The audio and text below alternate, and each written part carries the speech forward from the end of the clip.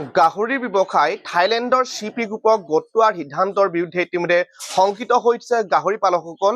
আৰু এই মুহূৰ্তত মই আছো আমগুৰি ভূঞাহাটৰ গোহাঁই চুকত। আৰু এই ভূঞাহাটৰ গোহাঁই চুকত অসীম বৰগোহাঁই আৰু লকু বৰগোহাঁই যিটো পৰিয়াল, সেই পৰিয়ালটোৱে দীৰ্ঘদিন ধৰি তেওঁলোকে গাহৰি ব্যৱসায় কৰি আহিছে, গাহৰি তেওঁলোকে পুহি আহিছে। কিন্তু এই পৰিয়ালটো বৰ্তমান শংকিত হৈ থকা দেখিবলৈ পোৱা গৈছে, যিহেতু ৰাজ্যৰ যি পশুপালন বিভাগ, সেই পশুপালন বিভাগে ইতিমধ্যেই গাহৰি যি ব্যৱসায়, সেই গাহৰি ব্যৱসায়টো থাইলেণ্ডৰ চিপি গ্ৰুপক গটোৱাৰ যি সিদ্ধান্ত লোৱা বুলি ইতিমধ্যে চৰ্চিত হৈ দিছে। তেনে সময়তে কিন্তু থলুৱা যিসকল গাহৰি পালক, সেই গাহৰি পালকসকল ইতিমধ্যে শংকিত হৈ দিছে। আৰু বিভিন্ন সময়ত প্ৰশ্ন উত্থাপন হৈছে, গাহৰি ব্যৱসায়ো চিপি গ্ৰুপলৈ যাব নেকি, ব্যক্তিগত খণ্ডৰ হাতলৈ যাব নেকি, সেয়া ইতিমধ্যে প্ৰশ্ন উত্থাপন হৈছে। আৰু যাৰ বাবে চিন্তিত হৈ দিছে গাহৰি পালকসকল। আৰু যিহেতু আমাৰ মাজত যিজন অসীম বুঢ়াগোহাঁই যিজন গাহৰি পালক তেওঁ আছে, মই আপোনাৰ ওচৰলৈ আহিছো। কি ক'ব, যিটো চৰকাৰৰ যিটো সিদ্ধান্তৰ আপোনালোকে সহজভাৱে ল'ব পৰা নাই, আপোনালোক শংকিত হৈ দিছে, গতিকে এই ক্ষেত্ৰত কি ক'ব? হয়, আমি চৰকাৰ যিটো সিদ্ধান্ত লৈছে, থাইলেণ্ড কোম্পানীক যিটো গাহৰি আমাৰ থলুৱা গাহৰি বজাৰখন গতাবলৈ লৈছে, আমি সঁচাকৈ শংকিত হৈছোঁ। আমি অতি দুখ প্ৰকাশ কৰিছোঁ।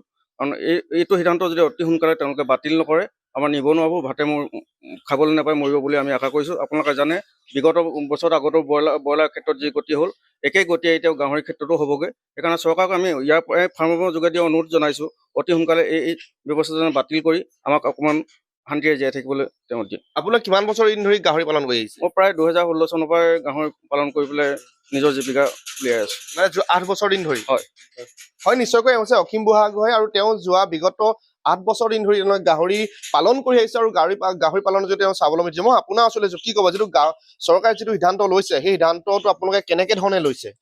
নহয়, এতিয়া আপোনালোকে নিজে চাওক, এতিয়া চিপি গ্ৰুপক আমাৰ অসম চৰকাৰে যিটো মানে গাহৰি পালন হেৰিটো দিবলৈ লৈছে, এইটোৰ পৰা মানে আমাৰ যিখিনি থলুৱা ব্যৱসায় আছে, এই ব্যৱসায়খিনি কিন্তু সম্পূৰ্ণৰূপে মানে ভাতে মৰা এটা ব্যৱস্থা কৰিছে। কাৰণ চাওক, ব্ৰইলাৰ ক্ষেত্ৰত আপোনালোকে কৈ আছে, এতিয়া ব্ৰইলাৰ ক্ষেত্ৰত যিটো হৈ আছিলে, আজি ব্ৰইলাৰ যেতিয়া কোম্পেনীয়ে লোৱাৰ পৰা এতিয়া ধৰি লওক ব্যক্তিগত খণ্ডত কোনো মানুহে মানে ব্ৰইলাৰ পুহিব নোৱাৰা হ'ল। আৰু সেই পুৰণা যিখিনি ফাৰ্মাৰ আছিলে, তেখেতলোক মানে সম্পূৰ্ণৰূপে মৰি গৈছে। ঠিক তেনেধৰণে আজি গাহৰিৰ ক্ষেত্ৰতো একেটা অৱস্থাই হ'ব বুলি মই শংকাত মানে কৰিছোঁ।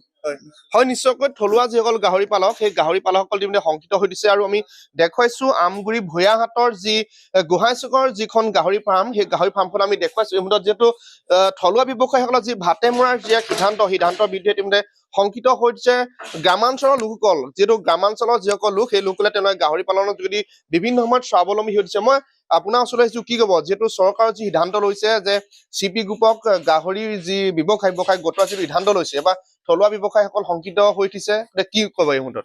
এইটো আচলতে অত্যন্ত দুখজনক বিষয়, কিয়নো এনেদৰে আচলতে সৰু সুৰা গাহৰি ফাৰ্ম কৰি বিভিন্ন ধৰণৰ গ্ৰামাঞ্চলত আচলতে বিভিন্ন ধৰণৰ ফাৰ্ম আছে, আৰু সেই ফাৰ্মসমূহত আচলতে বিভিন্ন ধৰণৰ লোক আচলতে তাত চলি আছে। এই ফাৰ্মৰ যোগেদি নিজৰ স্বাৱলম্বী হৈ উঠিছে। চৰকাৰে যদিও তেওঁলোকক কোনো ধৰণৰ সুবিধা কৰি দিয়া নাই ব্যৱসায় বাণিজ্য কৰিবলৈ, তথাপিতো সেইসকল লোক নিজে কৰি আছে। কিন্তু যদি কেনেবাকৈ যদি চৰকাৰে এই চিপি গ্ৰুপ নামৰ যিটো থাইলেণ্ডৰ কোম্পানীৰ লগত আচলতে চুক্তি কৰে, আৰু যদি চুক্তিমৰ্মে আচলতে অসমত যদি সেই কোম্পানীটোৱে আচলতে গাহৰি পালন কৰিবলৈ লয়, তেন্তে কিন্তু এই আচলতে যিসকল ফাৰ্মিং কৰি লোক আছে, তেওঁলোক কিন্তু বিপদত পৰিব। আৰু গতিকে আমি এই চৰকাৰক এই সিদ্ধান্ত বাতিলৰ বাবে আমি দাবী জনাইছো।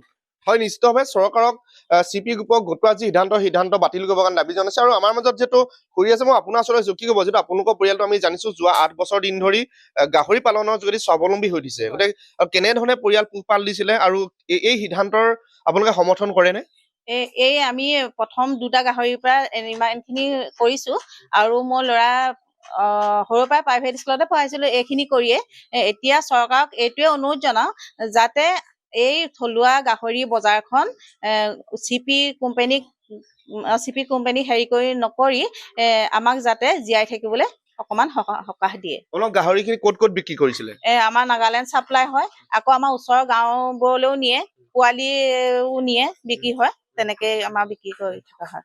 হয়, নিশ্চয়কৈ যিহেতু আমি দেখুৱাইছো যিজন ব্যক্তি, সেই ব্যক্তিজনৰ যিটো পৰিয়াল, সেই পৰিয়ালটো ইতিমধ্যে তেওঁলোকে গাহৰি পালনৰ যোগেদি স্বাৱলম্বী হৈ উঠিছে। আৰু বৰ্তমান যি পশুপালন, ৰাজ্যৰ যি পশুপালন বিভাগ আছে, পশুপালন বিভাগে যি চিপি গ্ৰুপক থাইলেণ্ডৰ যিটো কোম্পানী, সেই কোম্পানীটো গটোৱাৰ যি সিদ্ধান্ত লৈছে, সেই সিদ্ধান্তৰ বিৰুদ্ধে ইতিমধ্যে এইসকল গাহৰি পালক শংকিত হৈ উঠিছে। আৰু পৰৱৰ্তী সময়ত লক্ষণীয় হ'ব, এই যিসকল থলুৱা গাহৰি পালক, এই গাহৰি পালকসকলৰ যি মৰ্মবেদনা, সেই মৰ্মবেদনা চৰকাৰখনে কেনেধৰণে তেওঁলোকে গ্ৰহণ কৰিব, সেয়া পৰৱৰ্তী সময়তে লক্ষণীয় হৈ থাকিব।